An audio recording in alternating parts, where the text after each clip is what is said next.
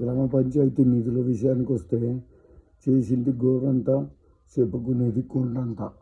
2020 సంవత్సరం నుంచి ఇప్పుడు 2025-26 సంవత్సరం వరకు మొత్తం నిధులు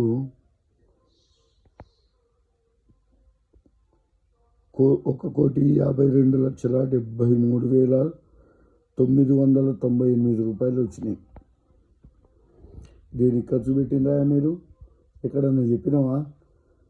పాత లెక్కలన్నీ చెప్తా అన్నావు, పాత లెక్కలు చెప్పవు.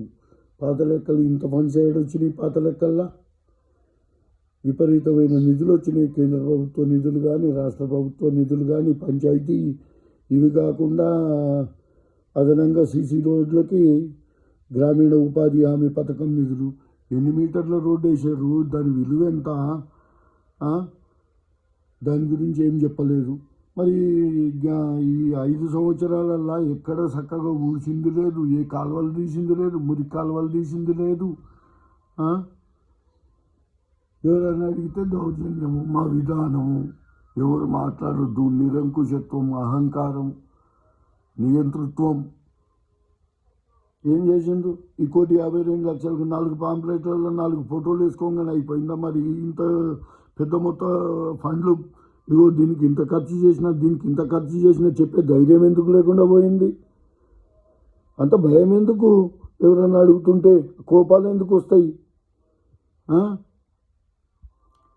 చెప్పు, అందరికి లెక్క చెప్పు. ఒక పాంప్లెట్ ఇప్పుడే ఎంత ధైర్యం ఉందో చూస్తా. ఈ 1,52,00,000 ఖర్చు దేనికి పెట్టిండ్రు, ఏమేం చేసిండ్రు?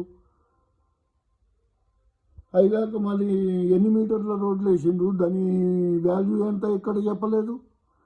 మరి పెద్ద రోడ్డుతో సహా పెద్ద రోడ్లన్నీ, మెయిన్ రోడ్లన్నీ ఆయన సాంబశివరావు గారి ఆయంలో వేసినాయి.